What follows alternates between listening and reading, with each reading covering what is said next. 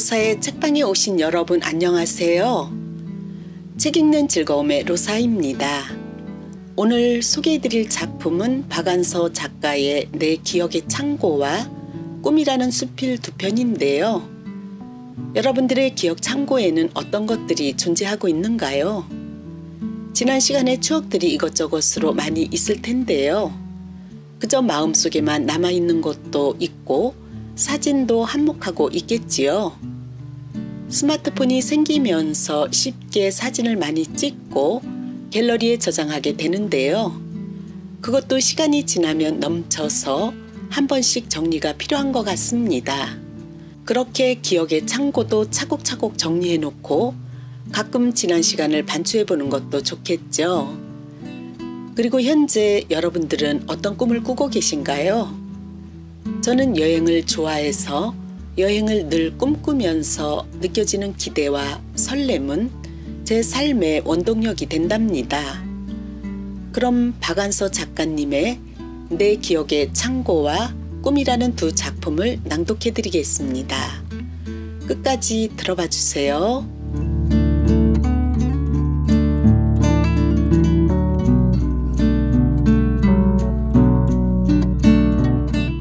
내 기억의 창고. 박완서. 여행이나 소풍을 갈 때 카메라를 안 가지고 다닌 지는 아마 10년도 더 될 것이다. 찍는 것이 시들해지면서 사진을 분류해 앨범에 붙이는 일도 안 하게 되었다. 그래도 여행이나 친인척의 경사, 문단 행사, 시상식 같은 모임에서 찍힌 사진은 꼬박꼬박 챙겨 보내주는 고마운 이들이 많고 또 내 자식들 중에도 가족 모임 때뿐만 아니라 애미가 새 옷을 입거나 마당에 꽃만 피어도 카메라를 들이대고 싶어하는 애가 있는지라 그동안 모아만 놓고 정리 안 한 사진들이 커다란 서랍장을 두 칸이나 차지하게 되었다. 한번 보고 나서 무심히 들어뜨린 게 그렇게 되고 말았으니 필요한 사진을 찾아내는 것은 엄두도 못 낼 정도로 뒤죽박죽인 건 말할 것도 없다. 저것들을 언젠가는 내 손으로 정리해야 할 것 같은 생각만으로도 골치가 지끈지끈 아파왔다. 동년배의 친구한테 들은 얘긴데 근래에 사진을 몽땅 불태웠더니 그렇게 개운할 수가 없다고 했다. 찍기도 좋아하고 찍히기도 좋아하던 친구였다. 남는 건 사진밖에 없다는 게 그 친구의 입버릇이었는지라 그 친구의 결단이 장난이 아니라 비장하게 들렸다. 아닌 게 아니라 그런 예사롭지 않은 결단을 내린 계기를 듣고 보니 여간 쓸쓸한 일이 아니었다. 칠순의 자식들이 유럽 여행을 보내줘서 기쁘게 다녀오면서 생전에 그런 먼 여행을 다시는 할 것 같지 않아서 사진을 원없이 많이 찍었다고 했다. 그걸 집에 와 풀어놓고 하나하나 설명을 해도 아무도 귓등으로 안 듣는 것 같더라는 것이었다. 며느리는 그래도 마지못해 들여다보는 척이라도 하는데 아들 손자는 하품만 하고 제대로 눈길 한번 안 주더라고 했다. 어차피 다 두고 죽을 걸. 남긴 물건이 요긴하게 쓰이건 천덕꾸러기가 되건 이승의 물건에 대해 저승에서 이래라 저래라 할 일이 못 되나 사진만큼은 자식들이 귀찮아 할 것을 생각만 해도 서럽고 괘씸해서 제 손으로 없애기로 작정하고 그대로 행했다고 했다. 그래도 자기가 죽고 난 뒤에 자식들이 당황할 것만은 안 하고 싶어. 영정사진으로 쓸만한 거 몇 장은 남겼다니 참으로 못 말릴 내리사랑이 아닌가. 나는 아직 그렇게까지 내 자식들을 시험해 볼 기회는 못 가졌지만 사진이 하도 흔하다 보니 잘 나왔거나 기념될 만한 내 사진도 한 번 보면 그만이지 다시 보며 신통해야 할 일이 별로 없는데 어떻게 자식들이 귀하게 여겨주길 바라겠는가. 그렇게 사진들을 대단치 않게 여기면서도 내 사후에 내 사진들이 자식들에게 부담이 되거나 구박받을 것을 생각하면 딴 유물이 천덕꾸러기가 되는 것보다 훨씬 마음이 짠하니 언짢다. 그래서 내 손으로 없앨 것은 없애고 남길 것은 남겨서 일목요연하게 분류를 해놓아야지 하고 벼르기만 하다가 며칠 전 큰 마음 먹고 그 일에 착수했고 꼬박 이틀이나 걸려서 대강 정리를 하게 되었다.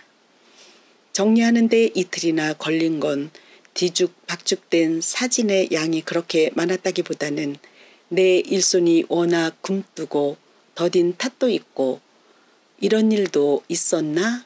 어머머, 내 옆에서 이렇게 환하게 웃고 있는 이 사람이 지금은 이 세상 사람이 아니잖아 하며 지난 한순간에 고정된 그림을 보며 아파하기도 하고 위로받기도 하느라 그렇게 시간이 걸렸나 보다.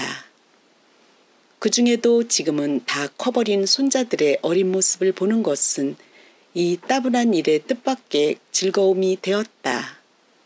이런 사진은 내가 끼고 있을 게 아니라 애미들에게 돌려주어 좀 더 알뜰하게 보관하도록 해야지 하면서 분류를 하다 말고 나는 기본 사이즈밖에 안 되는 한 장의 작은 사진에 떨리는 마음으로 이끌렸다. 내가 어린 손녀하고 마주 앉아 그림책을 들여다보고 있는 사진이었다. 두 사람 사이에 펼쳐놓은 그림책에 소나무와 사자, 그림까지 선명했지만 구도는 엉망이어서 엎드린 손녀 뒤로는 불필요한 공간이 많이 남아있는 반면 내 엉덩이는 반쯤 잘려 있었다. 둘 다 옆 얼굴만 나와 있고 손녀는 오렌지색 털실 머리카락이 보글보글한 커다란 인형을 나일론 보자기로 들쳐업고 있었다. 코가 납작하고 이마가 톡 튀어나오고 피부가 흰 손녀의 얼굴은 천사가 내려앉은 것처럼 천진하고 귀엽다. 아마 3살 때쯤일 것이다. 마주 엎드려 그림책을 보고 있는 할머니와 손녀가 있는 사진은 당연히 아름답고 평화롭다. 그런데 왜 아름다움에는 비애가 뒤따르는 걸까? 나는 그 사진을 보면서 넋을 잃고 생각에 잠겼다. 그 애는 지금 초등학교 6학년이다. 훌쩍 커서 아름다운 소녀가 되었다. 지금도 예쁘지만 어릴 적 그 아이의 귀여움엔 비길 데 없는 광채 같은 게 있다. 그 아이는 내가 아들을 잃고 난 후 1년 안에 태어난 외손녀다. 아들을 잃었을 때 내 여생에 다시는 근심도 기쁨도 없을 줄 알았다. 그러나 장대 같은 아들을 잃은 지옥 같은 고통에 지쳤을 때 겨우 콩 꼬투리만한 새 생명이 기적처럼 나에게 왔다. 그 새 생명을 처음 대면했을 때 나는 온몸이 떨리는 듯한 기쁨을 맛보았다. 나에게 기쁨을 느낄 수 있는 감수성이 남아 있으리라고는 예상 못한 일이었다. 다행히 그 애를 낳은 딸내가 가까이 살고 있어서 나는 하루도 빠지지 않고 그 애가 자라는 걸 지켜볼 수 있었다. 비로소 마음 붙일 곳이 생긴 것이다. 근심도 기쁨도 없이 목석처럼 살아낼 수 있으리라고 믿은 건 거짓말이었다. 입으로는 살고 싶지 않다고 하면서도 얼마나 살고 싶었으면 그 작은 생명에게 마음을 붙이고 울고 웃고 하였을까. 그 애의 생명력이 눈부시다면 내 생명력은 그 얼마나 징그러운가. 나는 딴 손자들이 눈치채지 않도록 조심조심 그 애를 얼마나 편애했던가. 그건 손자 사랑이라기보다는 마음 붙일 수 있는 걸 찾아내어 놓치고 싶지 않은 자기 애가 아니었을까. 그 한 장의 사진은 잊고 지내던 당시의 태산 같은 고통과 함께 온갖 자질구레한 기쁨과 슬픔을 불러내어 나를 부끄럽게도 하염없게도 한다. 내 기억의 창고도 정리 안 한 사진 더미 같은 것인지도 모르겠다. 그건 뒤죽박죽이고 어둠 속에 방치되어 있고 나라는 촉수가 닿지 않으면 영원히 무의미한 것들이다. 그 중에는 나 자신도 판독 불가능한 것이 있지만 나라는 촉수가 닿기를 기다렸다는 듯이 빛을 발하는 것들이 있다. 아무리 어두운 기억도 세월이 연마한 고통에는 광채가 따르는 법이다. 또한 행복의 절정처럼 빛나는 순간도 그걸 예비한 건 불길한 운명이었다는 게 빤히 보여서 소스라치게 되는 것도 묵은 사진첩을 이르집기 두려운 까닭이다. 당시에는 안 보이던 사물의 이중성과 명암, 비위가 드러나는 것이야말로 묵은 사진첩을 뒤지다가 느닷없이 맞닥뜨리게 되는 공포이자 전율이다. 나라는 촉수는 바로 현실이라는 시점이 아닐까. 이미 지나간 영상을 불러내서 상상력에 입김을 불어넣고 남의 간신까지 끌고 싶은 기억의 애착이야말로 나의 글쓰기의 원동력이자 한계 같은 것이 아닐까. 요즘 문득 생각한다.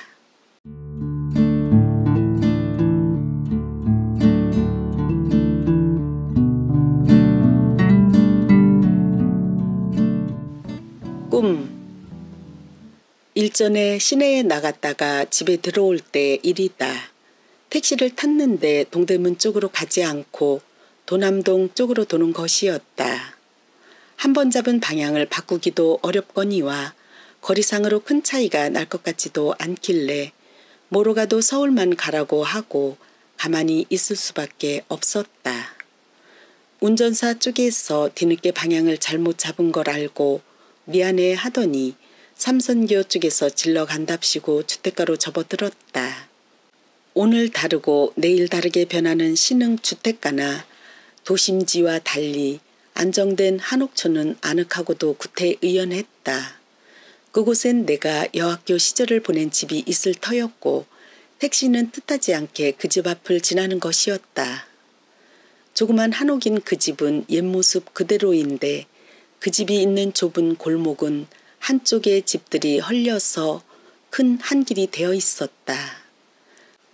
골목 속에 다소 곳이 있던 집이 아무런 단장도 안 하고 벼랑간 큰 한길로 나앉은 건 어딘지 무참한 느낌을 주었다. 마침 하학 시간이라 여고 학생들이 삼삼오오 그 앞을 지나고 있었다. 여학교 시절을 보낸 지금도 변하지 않은 옛집과 그 앞을 지나는 여학생들의 모습은 문득 나에게 시간관념의 혼란을 가져왔다. 울고 싶은 충동을 일으켰다. 실제로 눈물을 흘리지 않았지만 조용히 흐느끼고 싶은 잔잔한 서러움이 목구멍까지 치올랐다. 차는 곧 그 앞을 지났다. 나는 결국 울지 못했다.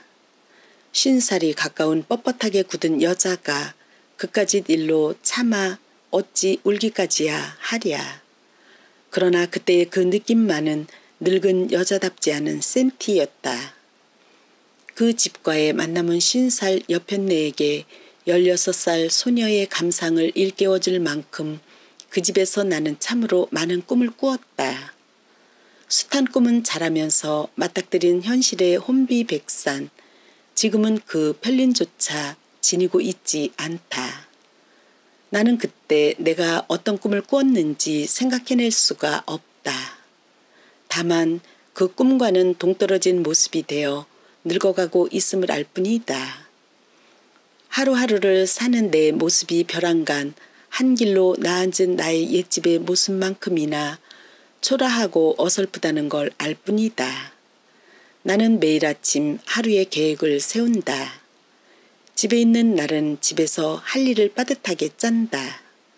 내가 할 일, 아이들에게 시킬 일, 파출부에게 시킬 일을 분류하고 내가 할 일을 또 가사와 원고 쓰는 일로 나누어 시간 배당을 엄격히 한다. 행여 예기치 않은 일이 일어나 이 시간 배당에 차질이 생길까봐 전전긍긍한다. 나가는 날은 나가서 볼 일을 또 그렇게 꼼꼼히 짠다. 외출하는 횟수를 줄이기 위해 볼 일은 어느 하루로 몰아서 치르기 때문에 나가서 볼 일도 빠듯이 짜여 있다. 허둥지둥 종종 걸음을 친다. 약속하지 않은 옛 친구를 우연히 만나 차라도 나누게 되어 시간을 빼앗기게 되면 어쩌나 겁이 나는 것처럼 앞만 보고 종종 걸음을 친다. 계획한 시간을 예기치 않은 일에 빼앗길까봐 인색하게 굴다 보니 거의 시계처럼 살려니 꿈이 용납되지 않는다. 낮에 꾸는 꿈이란 별건가. 예기치 않은 일에 대한 기대가 즉 꿈일 수 있겠는데 나는 그걸 기피하고 다만 시계처럼 하루를 보내기에 급급하다. 시계처럼 산다면 제법 정확하고 신용 있는 사람 티가 나지만 시계가 별건가. 시계도 결국은 기계의 일종이거늘 사람이 사람답게 살아야지 사람이 기계처럼 살아서 어쩌겠다는 걸까.